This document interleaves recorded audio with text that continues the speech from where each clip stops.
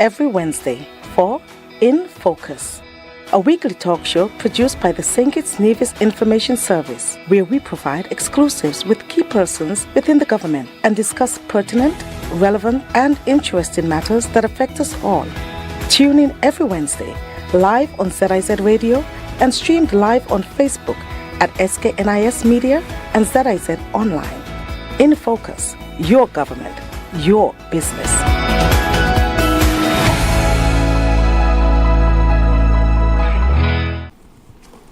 I'm Ian Richards, welcoming you to InFocus. In April 2025, the government of St. Kitts Nevis launched the Medicinal Cannabis Authority to carefully manage the development of a comprehensive, well-regulated medicinal cannabis industry that prioritizes public health, safety, scientific evidence, and of course, economic opportunity. Now, today we'll be exploring the science behind medicinal cannabis, the policy framework guiding its regulation, opportunities for farmers and the entrepreneurs, and the authority's vision for the industry over the next several years. Joining us for this discussion is Navid Mills, the new Chief Executive Officer of the St. Kitts Nevis Medicinal Cannabis Authority, as well as Dr. Machel Emanuel, researcher in the Department of Life Sciences at the UE campus in Jamaica, and he's also a consultant to the authority here in St. Kitts Nevis. Stay with us for InFocus as we will be sowing the future of medicinal cannabis in St. Kitts and Nevis. If you haven't done it as yet, please do it today. Subscribe to our YouTube page at SKNIS Media for regular updates, live coverage, and even more information on your government. While you're at it, like, share, and interact with our Facebook and Instagram pages at SKNIS Media and SKNIS Info.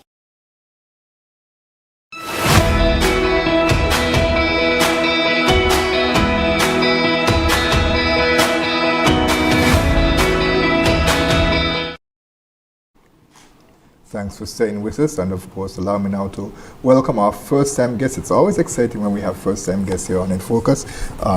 Dr. Emanuel, as we mentioned, of course, you're a researcher with UE and you're a consultant here to the authority, and also Mr. Navid Mills, and you're the new CEO of the St. Kitts Nevis Medicinal Cannabis Authority. Yes. Let's start off our discussion with a brief introduction, gentlemen. Tell us, Mr. Mills, we'll start with you as the CEO. Tell us a bit about yourself and your professional background. Okay, thank you.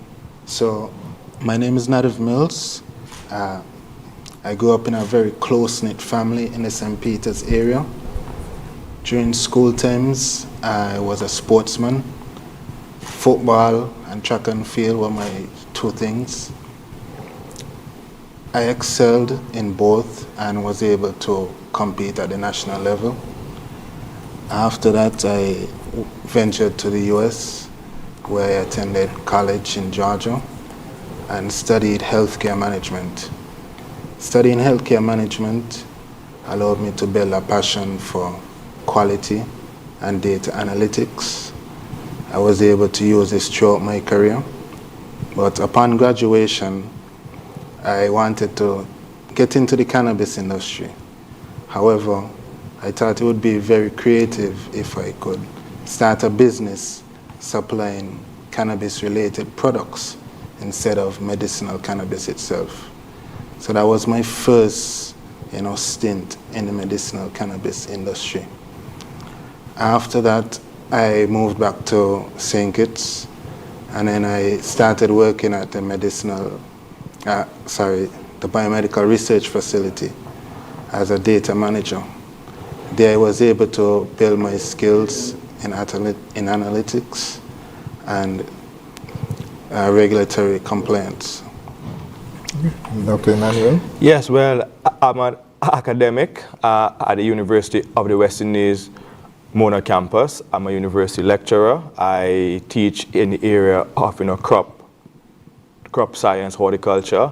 I have conducted numerous research projects looking at cannabis-related work. I have graduate students looking at different aspects of the cannabis value chain, such as microbial contamination, looking at the sustainability of cultivating cannabis in in the humid tropics.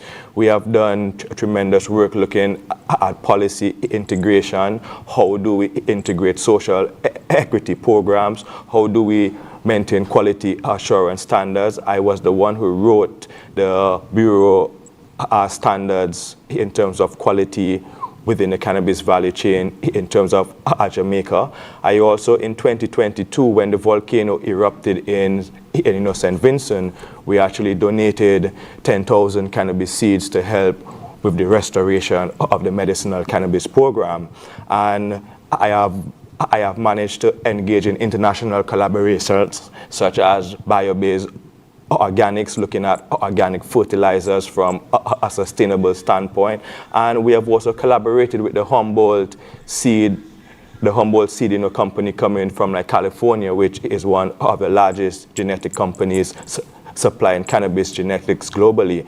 So we have managed to create a network, a niche that is able to support the region's development in terms of moving forward in terms of cannabis policy. And so, Mr. Mills, let me come to you now, because of course you mentioned that when you left college, you sort of, it was more or less an introduction in your field in terms of to be able to sell medicinal, cannabis-related products. Of course, there's still a bit of a taboo about the use of marijuana, and some question really if it can have its medicinal benefits. Yes. How does that gel with you in terms of what you did in the United States and how the environment here is now in St. Kitts and Nevis? So I think back then it was much more taboo. That is why I took that approach to just engage in supporting products and not going full-fledged into selling medicinal cannabis. But now, especially with the early advancements in the region, many jurisdictions already have an industry. Barbados, Antigua, Jamaica. I think that it's much more relaxed, and I think the opportunity is ripe now, especially when we have such learned individuals like Dr. Machel Emanuel, who can really steer us in the right direction and take this industry where it needs to be. So tell us, Dr. Emanuel, what brings you to St. Kitts and Nevis at this time? What really brings me here is the urgency to be able to roll out the medicinal cannabis program and to really bring about the sustainable economic commerce and the viability of the industry within the inception of its rollout. You use the term urgency. Mr. Mills, perhaps, Dr. Machel, perhaps you could clear. Why did you use the word urgency? Urgency because the bill was passed in 2022 and we understand that there is a public sentiment that there is not much happening within the rollout of the cannabis licenses. So we see the eagerness of the public to get engaged in the licensing process to be able to develop the sustainability of the value chain. So we see the opportunity presenting itself where Mr. Mills spoke of like St. Kitts and Nevis is the 6th Caribbean country to develop an authority to regulate cannabis. So we even seen last month where Grenada is engaged in cannabis policy. We even see Dominica getting on board. So all the Caribbean countries are uniquely poised to integrate within the global medicinal cannabis framework. So I see the opportunity presenting itself for St. Kitts and Nevis to get engaged from that sustainable standpoint. Mr. Mills, care to comment? Yes, the general public is restless, for lack of a better word. It's been some time we've been speaking about this. All the necessary steps, the Cannabis Act is in place, the rules and regulations is in place. So now is the time for us to build out this industry. Now, the last time I had a discussion on medicinal cannabis. The Attorney General, the Honorable Garth Wilkin, was here, as well as Ms. Jan Williams. I think she's a member of the board. And they indicated that at the stage, and we're going to talk a bit about where things are at currently, but that there was the opportunities for persons to go out and to come in and indicate their interest to whether it be to supply whatever services in that area. And again, we'll discuss that some. But there wasn't that movement from the general public in terms of being able to take advantage of that. You weren't here at that time, but there seems to have been some hesitance. I'm not sure if persons were unaware or they just were not sure. So how is that going to be overcome by your department, your authority, I should say? So we thought that it's best to bring the information to the people. We're now making, as far as the Cannabis Act, the rules and regulations available online and physical copies. The office is now open. We are asking anyone that is interested to come down and begin the process.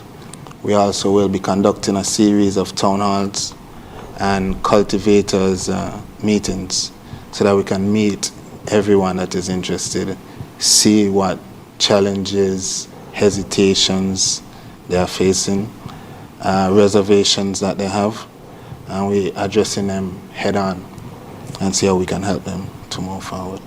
Right, because the office has been open for some time, but of course it's the impetus is on persons who are interested to step forward and get the information and take action if they see it as something that they would be willing to contribute. And of course the farmers as well, that's very important. You have to start at that level. But before we get into that a bit more, let's talk a bit. Dr. Emanuel, perhaps you can help here. I want you to differentiate between the use of using cannabis for recreation and for medicinal purposes. All right, sure. So I will start from the ground up. So all higher organisms, including fish, reptiles, birds, mammals, all have an endocannabinoid system.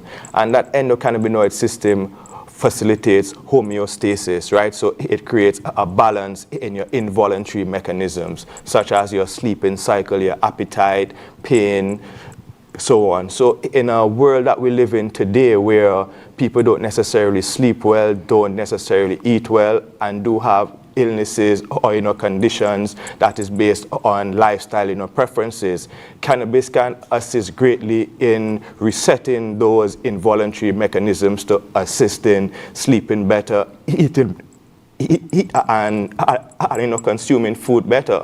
So the fact that medicinal cannabis presents an alternative to the conventional medicines that are out there with less side effects, research has definitely demonstrated that directly and indirectly, cannabis can improve the human being in a very significant way. So in terms of looking at recreational cannabis does not take the elements of maintaining a properly quality assurance, public health and safety standards in administering a therapeutic substance to the wider public. So it's important to ensure that you start off on the right footing to ensure that the public understands the connotations of medicinal cannabis and what it takes to ensure public health and safety and environmental stewardship through agricultural production.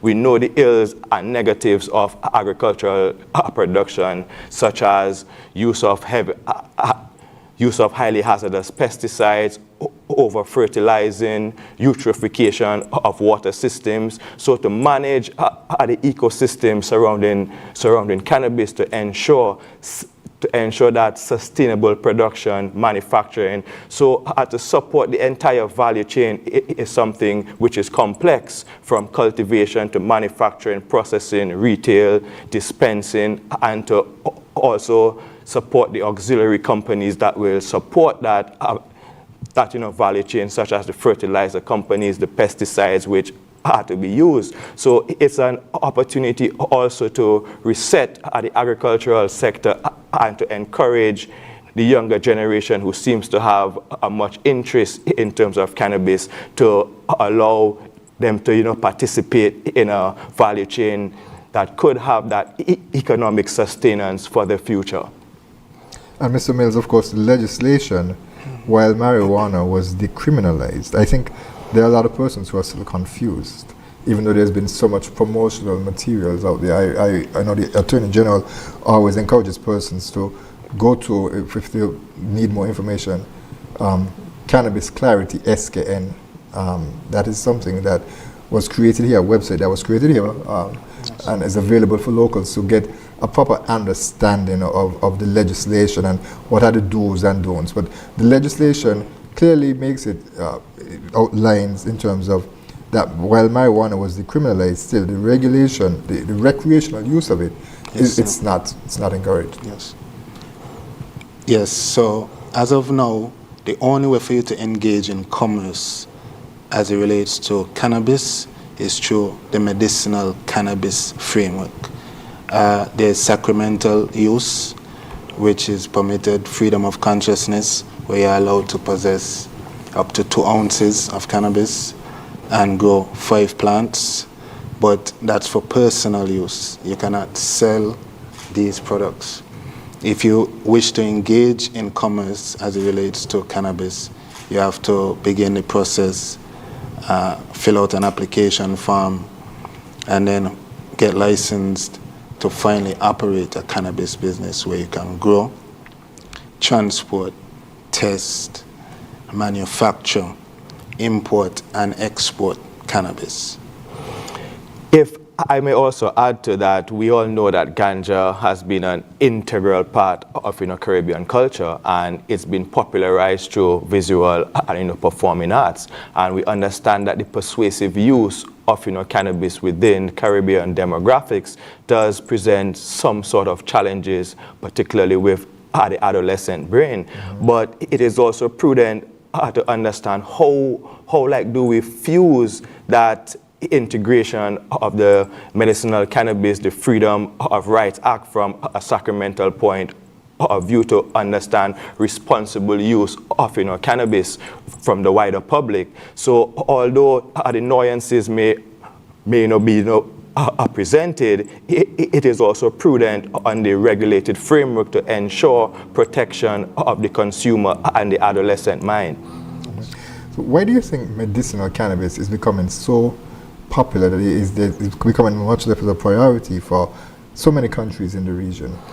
Well, I always say that you can't go to the shop and buy happiness, but you can buy cannabis that could change your mood and make you feel happy. And to see what people are going through in their day-to-day lifestyles, it does present an opportunity for that therapeutic benefit to enhance the human's perception and well-being in their day-to-day movement of their working life, such as I mentioned previously, the ability to sleep well, to eat better.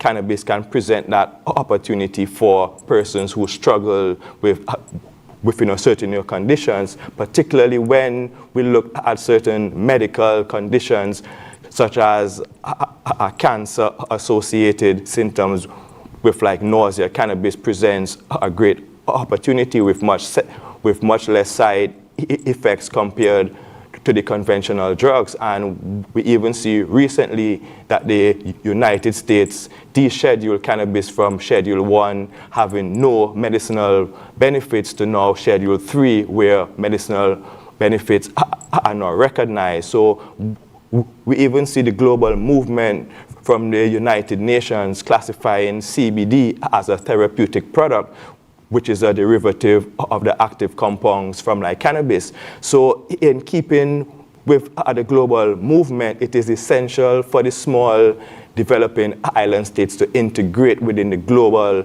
medicinal framework to have that competitive advantage and to create that investor confidence, which could definitely contribute to economic development. Were you surprised to see that move being done by the Trump administration? Well, I am not moved. It's a move in the right direction, but it's not really much at the end game, because it does not necessarily transcend down to the actual consumer. So even if cannabis is descheduled, it still remains federally illegal, and it's regulated by the FDA and the DEA, and it's still under the Substance Abuse Act. So although it presents opportunities for research and universities to explore more opportunities in terms of cannabis research, and it also provides for the larger companies to be able to get some tax breaks, but it does not filter down to the average farmer, the average consumer. So it's a move in the right direction, but we still think there is more that needs to be done. But from a Caribbean point of view, we see that that move will also create that consumer confidence based on our tourist market entering the regions, show us to be able to patronize cannabis in a more freely and opportunistic manner. Mr. Mills, can you talk to us a bit about the authority's current mandates as it stands and the progress achieved to date in developing a regulated cannabis industry here in St. Kitts Nevis? Okay, so currently our mandate is clearly expressed in the Cannabis Act 2020, where it speaks to the establishment of a medicinal cannabis authority whose responsibility is the establishment, regulation, and monitoring and full control of a medicinal cannabis industry. In this medicinal cannabis industry, patients with qualifying conditions can receive, has access to safe, fully regulated medicinal cannabis. And one of the greatest challenges that we see, because the medicinal framework within the region has been set up based on conventional medical pharmacopoeia, it makes it very difficult for the medical fraternity to accept cannabis as a medicinal product, seeing that it's going to be locally cultivated, locally extracted, and locally formulated. And that presents a challenge based on the conventional mechanism which is associated with the pharmaceutical model of prescription drugs. So we understand that the agencies such as the Ministry of Health does have an overriding role to play in the success of the regulation capabilities of the authority. So the support mechanisms from the various agencies and ministries are going to be very prudent in terms of rolling out the medicinal cannabis regulated framework to available to the wider public. Do you think that it makes a difference? Because you mentioned the fact that it's local. Do you think that the fact that it comes from local, when I say local, I mean within the Caribbean? Yes. And yes, it does, because we have been known in the region to have traditional healers and herbalists, and they have never been able to get themselves formally within the region's medicinal framework. So that presents a huge limitation in terms of access to therapeutic drugs which come from herbal products, and that has been looked at. But with now the access of or the inventory in terms of medicinal cannabis, that actually presents a great opportunity to integrate our holistic healers, therapeutic practitioners into the normalized framework to be recognized based on training, certification, formulation, dispensing herbal products generally to the wider public based on safety mechanisms. And so what would you say, and this question is for both of you, are the key elements of a strong medicinal cannabis for small island states, much like St. Kitts Nevis? Key elements for a strong medicinal cannabis policy. Okay. So the key elements for a strong medicinal cannabis policy is one that is encompassing of especially the marginalized groups, the Rastafarians. Yes. One that empowers the people, the locals, because that is a very big thing for us as the authority. And then ultimately to make sure that safe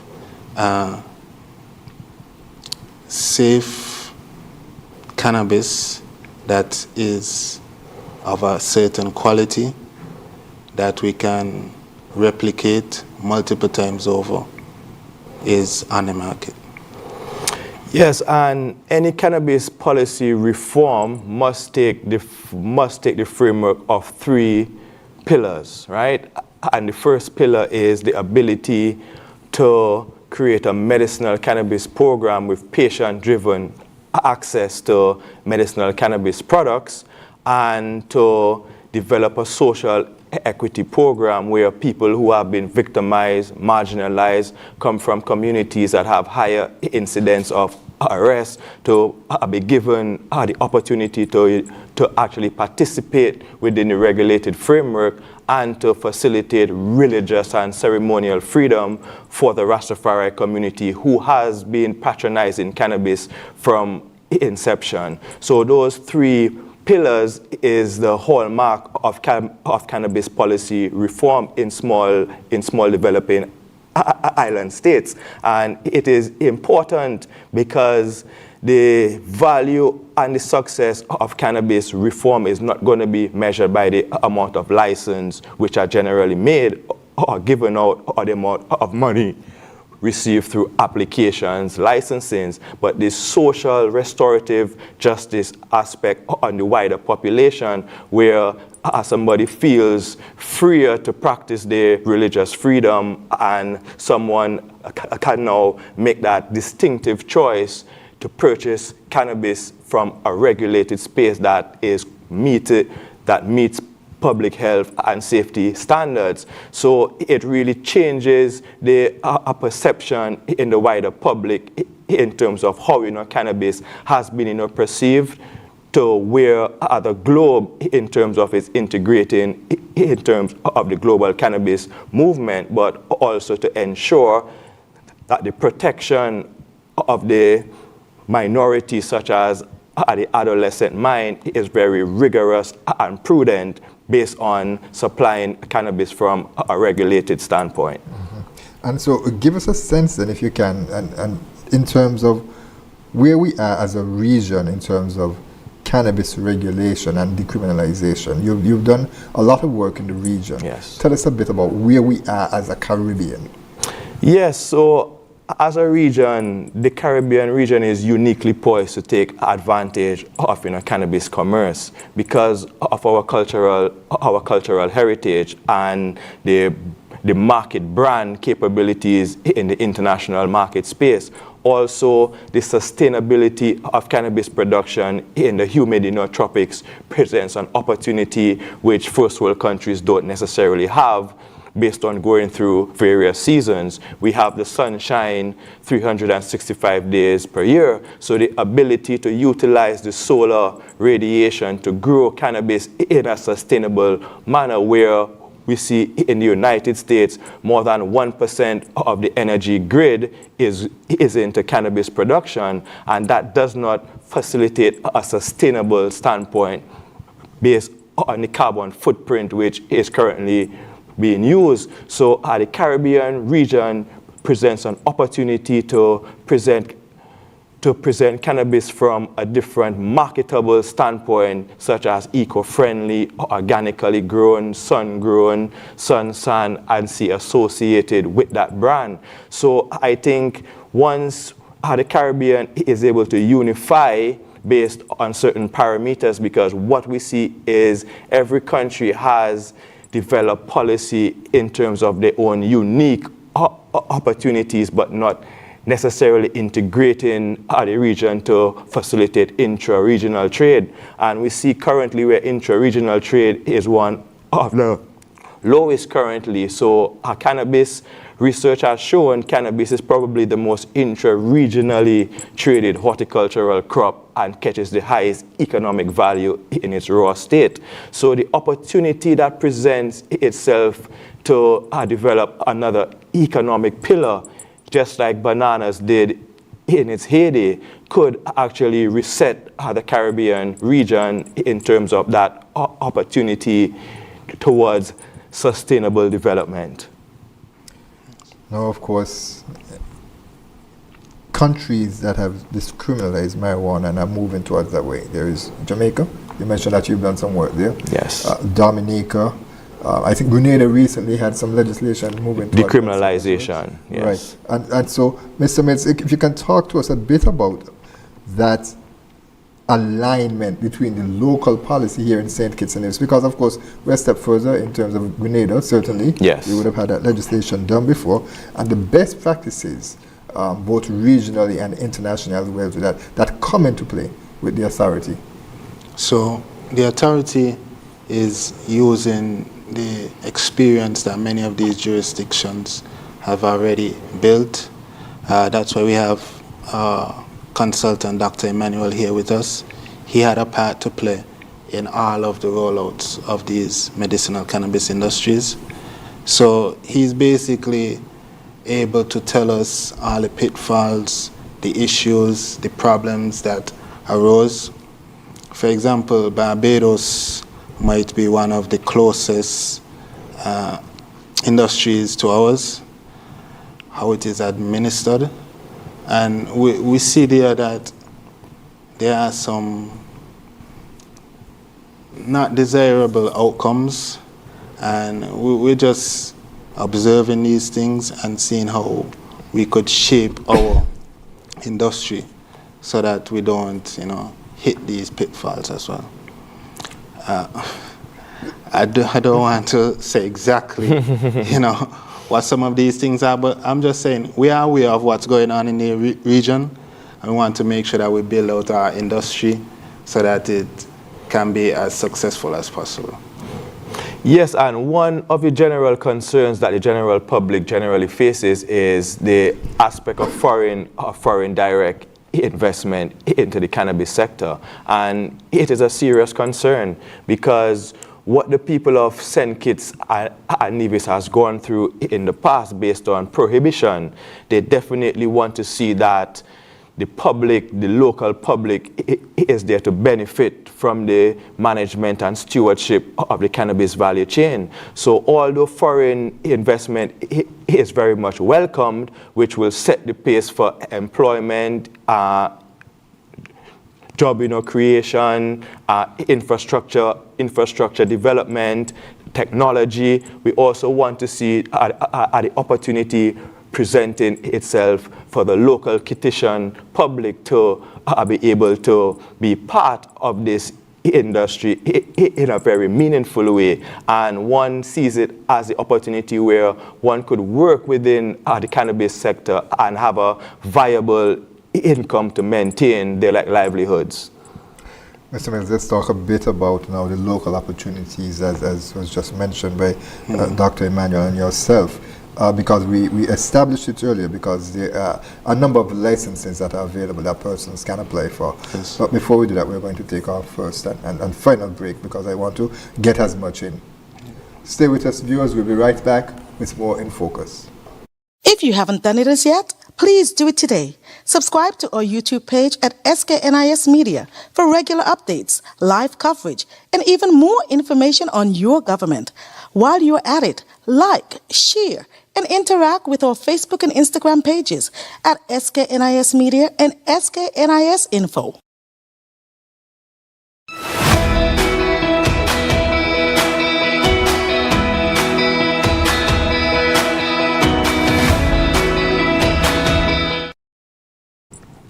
Thanks for staying with us. We continue our conversation with Mr. Navid Mills, who is the CEO of the St. Kitts Nevis Medicinal Cannabis Authority, and Dr. Machel Emanuel, who is consultant here to the authority. Of course, he works with the Department of Life Sciences within the UE campus in Mona, Jamaica.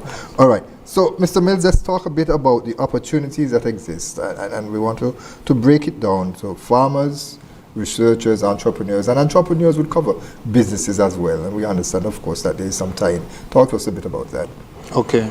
Currently, there are a variety of licenses available for the general public and foreigners as well. There's a cultivator's license, there's a transport license, a testing license. We have an extraction and manufacturing license, as well as import and export, and then a dispensary license. Break down each of those categories, if you will. Okay. So a cultivation license allows you to legally cultivate cannabis, and a transportation license allows you to legally transport cannabis. A manufacturing and extraction license allows you to legally extract the chemicals, CBD, THC, and other cannabinoids from the plant. That is to make oils, for example, hash, batter, and different concentrates. And then when you want to use that extract now to put into different byproducts, creams, shampoos, gels, sprays, tinctures, that's what that license will permit you to do legally. And then there's a license to import and export license. It speaks for itself. If you want to bring in medicinal cannabis from other markets, Canada, Europe, you would need such a license. If you want to export to these markets, you would need the export license. And then finally, if you want to sell cannabis from a retail storefront or even wholesale, you need a dispensary license. Yes, and if I may just expound a little bit, like, because the Caribbean countries, including St. Kitts, is a signatory to the 1961 International Narcotics Convention, the government has an obligation to engage in submission of reports to the International Narcotics Board of Control on a monthly and annual basis. So that facilitates some level of compliance that needs to take place within the regulated space. So I just want to make it clear that I know that farmers have been doing their thing, breeding, growing, selling cannabis, but in a industry that facilitates compliance and regulatory framework, the ability to own the entire value chain, it's something that is not necessarily prudent in its reality, right? So I urge these traditional cultivators to develop their skills and to see where they could fit in on the value chain to make a sustainable income via applying their trade, whether it be growing, whether it be trimming, whether it be extracting, compounding, infusion, so on, right? So develop your trade and allow yourself to be able to sit somewhere along that value chain that would allow you to participate, because the success of a cannabis business or a cannabis operation is not the mere fact that I can grow cannabis or I have been growing cannabis for the past 5-10 years. It's the ability to manage a business and engage in an industry that requires some level of compliance. Mr. Mills, you spoke about that the opportunities are available for local and foreign investment, but I think I would want to make the point that and it was clearly specified that local involvement will always be given priority. I think the foreign aspect of it comes from areas where we may not have the capacity, for instance, research. So talk to us a bit about that. Yes, so the authority, the local first mindset has been built into the Cannabis Act itself. The registration fees for these licenses, 50% for locals. Foreigners have to pay 100%. So from the legislation itself, we're already thinking about locals and finding ways how we can empower them. We would also walk locals through the entire process, the application process. We're having meetings with them. They have first contact, they can call, they can come in at any time. They have privilege. We want to really build out a strong local network of providers and business people in the space. And then where we drop short, then we think that the foreigners can come in and provide some service there. Yes, and I have done some extensive work looking at the foreign direct investment within the cannabis sector, and we have seen both the positives and both the negatives coming from foreign investment. For example, Jamaica, when like Canada decriminalized or legalized in 2018, the investor confidence was pretty high, and we saw a lot of foreign direct investment coming in from like Canada. But post-COVID, when 47% of cannabis LPs signed for bankruptcy, that presented a huge challenge based on the cultivation, the manufacturing, processing, and the prospects of that continuity of foreign investment coming in. So that presented certain challenges, and then we have seen where the foreign investors may forge partnerships with local business communities at the expense of cultural leverage and artisanal production. So there needs to be a balance between how do we manage the investment capital coming in terms of the cannabis sector, and I foresee the opportunity presenting itself in terms of providing certain services that would facilitate access to international markets from more so a public-private partnership rather than just the foreign investors managing the entire service providers, such as radiation of cannabis products to enter international shores, such as certain genetic protocols, breeding, molecular diagnostics. Some of those things will definitely require that investment capital to kickstart, such as testing, infrastructure, so on. So we welcome the foreign direct investment, not at the expense of the local population, but to create a harmonized model where the foreign investor benefits and the local person also has a solid place within the marketplace in terms of ability to generate economic commerce. And so, Mr. Mills, the importance of getting this message out to persons who may be interested, or to the general public who may not be aware of the opportunities that exist, it's important to, I believe, take the message on the road. Absolutely. I believe that's something that the authority is doing. Yes. Currently, through Dr. Emanuel's visit, we have already planned a series of engagements both on St. Kitts and in Nevis, where we can meet firsthand with anyone that is interested. And as I said, the invitation is always open.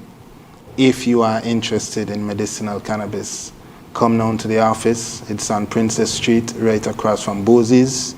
Come in, have a conversation, begin the process. It is a long process. The sooner you start it, the better.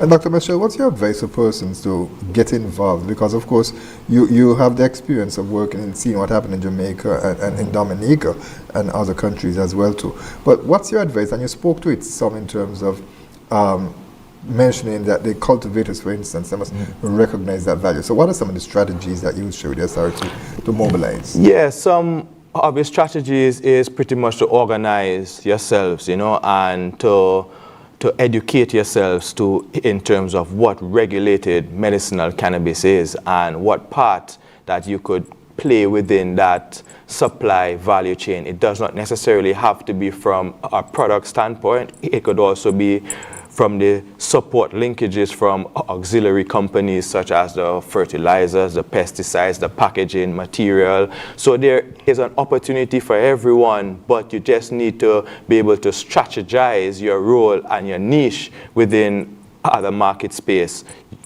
So whilst the opportunity presents itself, the applicant also needs to understand the role that they can play in terms of developing that sector and moving forward. So we will be engaging in a series of public consultations, and we have met with both the public and private sector, and it's important to really emphasize the role that each ministry, government, agency, and local private sector would have to play to ensure the success of an industry that could really be one of the economic pillars in terms of sustainable income, both from a local commerce and a foreign currency standpoint.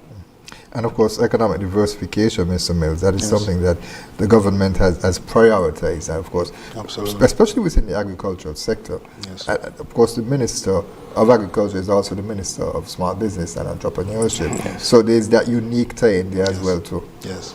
Yes, and for the local Kittitian also, there is social equity avenues that you could get into the industry with less barrier at the entry compared to a foreign investor and a local investor. So I urge you to explore these opportunities to be able to participate and contribute to economic development in a meaningful way. I'll touch on that. Economic development, economic diversification, job creation. Tell us how that can be done. So once we have the build out of all these licenses, we anticipate that we can have hundreds of people every day waking up and being able to ply their trade legally, safe, and in a regulated market. This is a huge industry. The opportunities are vast. And we, the locals, are the ones that will push this forward.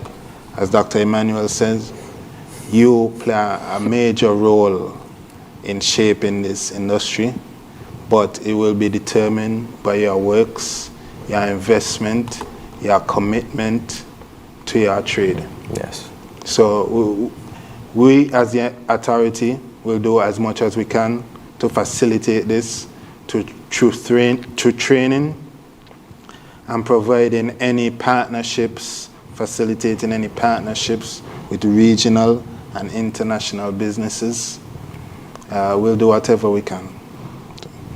And Dr. Emanuel, perhaps you can provide some background, because of course you've seen it done in other countries. So tell us a bit about how that has worked to spur the economy and create jobs. Yes, and we see that Germany particularly has the largest registered medicinal market globally, with more than 1 million cannabis users using cannabis as a therapeutic substance. So the fact that St. Kitts has direct flights to like Europe, and the urge to meet that demand and supply, there is an opportunity that presents itself to export value-added products. We don't envision we want to export cannabis buds and flowers, but the preposition of value-added commodities entering international markets and creating that niche entry into the market space with the marketing prospects of sun, sand, and sea does present a credible opportunity, particularly the fact that these countries cannot grow a sun-grown cannabis, but we have the opportunity to market cannabis from a different standpoint, using connotations like sun-grown, environmentally friendly, organic. So we see where the global consumer is willing to patronize and pay higher money for products that meets those ethical and moral standards. So I see the opportunity presenting itself for the region to really participate.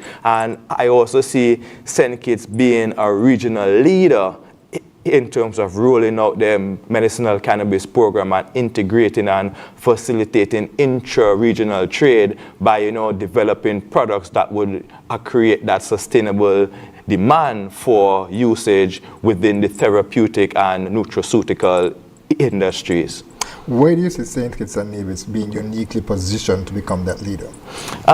Based on the policy review that has been set, so because St. Kitts is not the first and is not the last one, but the opportunities and the mistakes that have been presented via previous administrations. For example, Jamaica was the guinea pig. So we have 10 years of data to really show what has happened within the cannabis value chain based on how licenses have rolled out from cultivation to manufacturing, the investment capital coming in, what is being used for, the investments taking place in the testing, regulatory sector. So being here, I would not allow those same mistakes to be made, but I'll be able to guide the process to be able to facilitate that sustainability in developing this sector.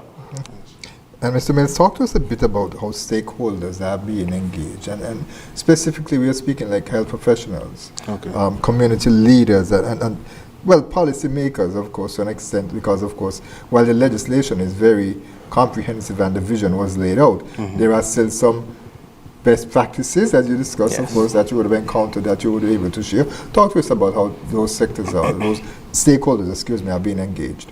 Yes, so through the same meetings that we have already scheduled, we are meeting with all connected ministries, Ministry of Health, National Security, the Attorney General Chambers, and basically just informing them of our intentions to build out this industry and explaining to them how we see an overlap, how we can collaborate, and then hearing their concerns, we are allowing them to express, give suggestions, and basically make it a collaborative approach to how we roll out. As you said, the act is already passed, but we still see that there's opportunity for us to make it better through amendments. So it is not set in stone as yet, and through consultation with Dr. Emanuel, we think that we can find ways to make it even better. And these stakeholder meetings are very insightful in that process.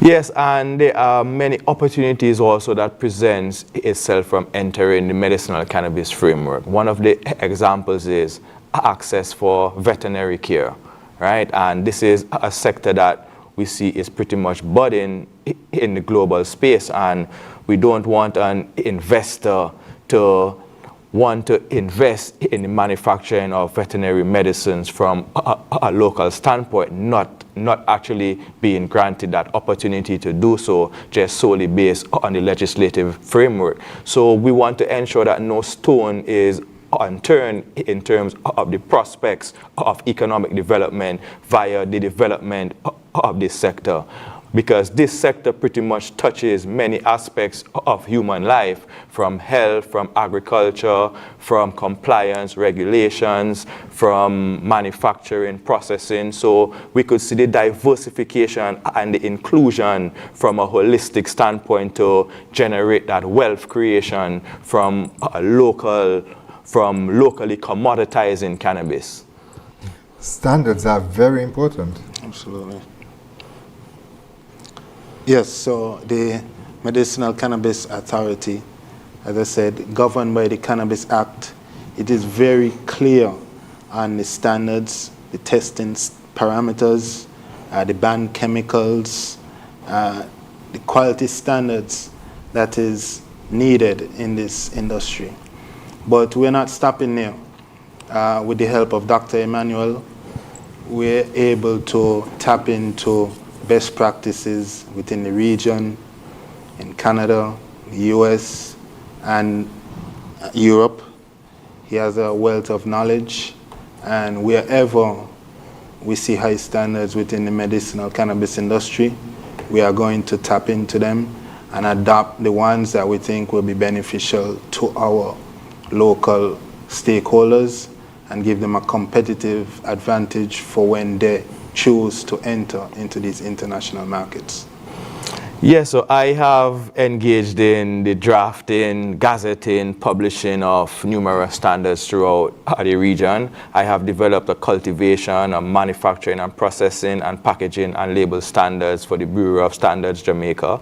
And I have also recently developed the ITAL Standard Code of Practice for the cultivation of sacramental cannabis, right? So to understand the differentiation of cannabis for spiritual and religious purposes must be differentiated from the commercial prospects of growing cannabis commercially.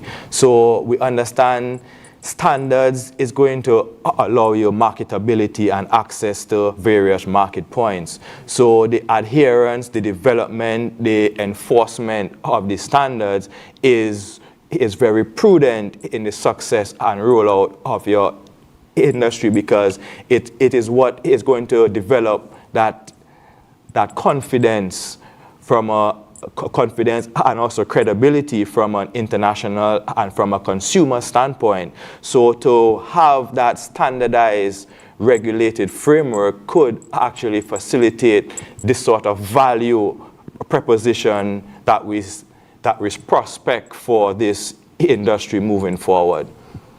Mr. Mills, is there, as you referred to, the number of engagements that Dr. Emanuel will be participating in while here, and of course, even when he leaves, there'll be ongoing engagements. Is there a list, a schedule of public events where persons can go as yet that you can share? So we haven't published like a year-long outlook as yet, but we do have an itinerary for the 2 weeks that Dr. Emanuel is here. Mm-hmm. We have already set up social media, Facebook and such, so we'll be updating the public once these things are scheduled. And how can they find that schedule? The Facebook you mentioned? It is SKNMCA on Facebook. Yes, and I will be delivering a public lecture next week, Tuesday, at 6:30 p.m. I will be focusing on how medicinal cannabis can be an economic driver for St. Kitts and Nevis. I also have public consultations with cannabis cultivators. That's on Monday. Yes. I also meet with the Rastafari community on Sunday. I also go over to Nevis to meet with cultivators there too. So I'll be sharing some of my research and looking at to educate the public as to what will be required of them willing to engage in cannabis production locally.